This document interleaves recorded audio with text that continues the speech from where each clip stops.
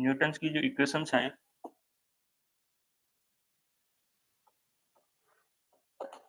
Equation of motion, ये तभी valid हैं जब एक्सीलरेशन कांस्टेंट है। If acceleration is constant, if acceleration is constant, तो पहले लिखेंगे अपन v equal to u plus a t, दूसरी होती है s equal to u t plus half a t square, half a t square. एक और अपन लिखते हैं v square equal to u square plus 2s। अब इन तीनों में क्या है, इसमें देखो मेरे पास जो क्वांटिटी है, एक तो मेरे पास क्वांटिटी है v, एक है u, एक है a, एक है t, एक है s। ये मेरे पास 5 क्वांटिटी है। इन 5 क्वांटिटी में से मुझे इसमें देखना है कि 4 क्वांटिटी इन्वॉल्व है। इसमें भी 4 क्वांटिटी इन्वॉल्व होंगी, इसमें भी 4 क्वांटिटी इन्वॉल्व होंगी, यहाँ पर भी 4 क्वांटिटी इन्वॉल्व होंगी। इसमें से कौन सी क्वांटिटी इन्वॉल्व नहीं है? यदि ये अपन देखें तो इसमें s इन्वॉल्व नहीं है। जब कभी s के बारे में कुछ नहीं बोला गया होगा तो फिर ये वाली इक्वेशन मुझे लगाना होगा। और इसमें कौन सी क्वांटिटी इन्वॉल्व नहीं है? v फाइनल इन्वॉल्व नहीं है। इसमें कौन सी इन्वॉल्व नहीं है? इसमें टाइम इन्वॉल्व नहीं है। जब टाइम के बारे में कुछ भी नहीं बताया गया तो अपन कौन सी इक्वेशन यूज कर लेंगे? थर्ड वाली कर लेंगे। जैसे मैं एक एग्जांपल देता हूँ कि एक कार है, एक कार है, ये कार मूव कर रही है 10 मीटर पर सेकंड की स्पीड से और इसके पास एक्सीलरेशन है 4 मीटर पर सेकंड स्क्वायर। तो यदि मैं यहाँ पे बोलूँ calculate velocity of particle, velocity of car after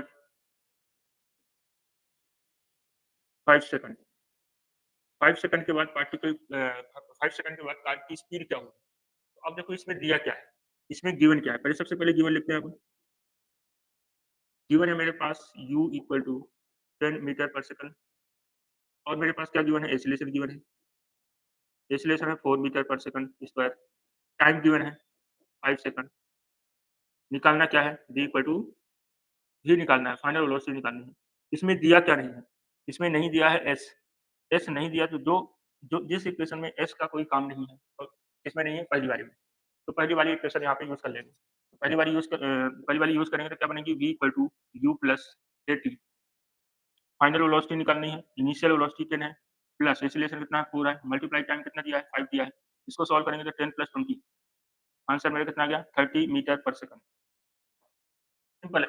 तो इसमें जो क्वांटिटी नहीं दी है, तो यहाँ पे चेक कर लेना कि कौन सी क्वांटिटी नहीं दी है, तो वही वाली इक्वेशन से यूज़ हो जाएगी। जैसे यहाँ पे क्या नहीं दिया था? डिस्प्लेसमेंट नहीं दिया था, इसलिए डिस्प्लेसमेंट नहीं दिया तो पहली वाली इक्वेशन यूज़ करनी है।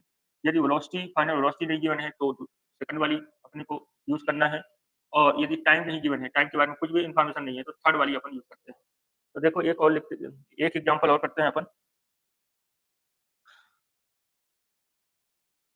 जैसे वो मान लेता हूँ कि ये कार है, कार की स्पीड दे रखी है सपोज़ करो 20 मीटर पर सेकंड और इसके पास एक्सीलरेशन है कितना? 4 मीटर पर सेकंड स्क्वायर। कुछ डिस्टेंस जाने के बाद मान लेते हैं 100 मीटर, ये 100 मीटर की डिस्टेंस जाने के बाद इस कार की स्पीड क्या होगी? इस कार की स्पीड क्या होगी? तो कार स्टार्ट हुई है 20 मीटर पर सेकंड की स्पीड से और 100 मीटर चलने के बाद कार की स्पीड बदल गई होगी क्योंकि उसके पास एक्सीलरेशन है। एक्सीलरेशन है 4 मीटर पर सेकंड स्क्वायर। अब इसमें फाइनल वेलोसिटी इसमें भी निकालना है। इसमें गिवन क्या है पहले वो देख लेते हैं। गिवन है मेरे पास इनिशियल वेलोसिटी और गिवन है मेरे पास एक्सीलरेशन और गिवन है मेरे पास एस। ये 3 चीज़ें गिवन है। निकालना क्या है? वी। अब यू कितना दिया है? 20 मीटर पर सेकंड। एक्सीलरेशन दिया है 4 मीटर पर सेकंड स्क्वायर। एस दिया है 100 मीटर। वी निकालना है। दिया क्या नहीं है? टाइम नहीं दिया।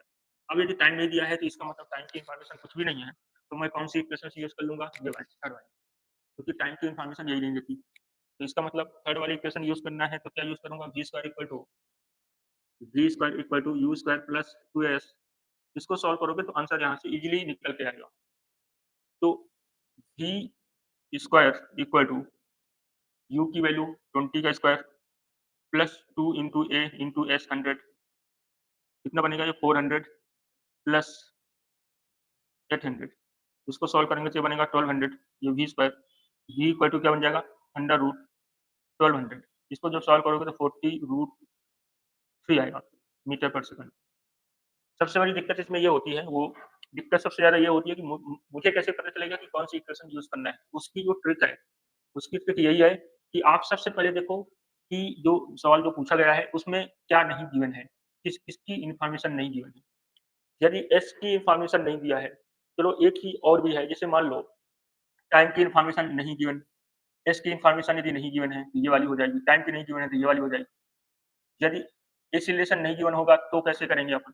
तो एक इक्वेशन और लिख देता हूँ मैं, वो होती है s equal to u plus v by 2 into t. इस वाली इक्वेशन में क्या नहीं गिवन है? इसमें गिवन नहीं है a। यदि एक्सीलरेशन नहीं गिवन है, तो मुझे कौन सी यूज़ करनी है? तो s इक्वल टू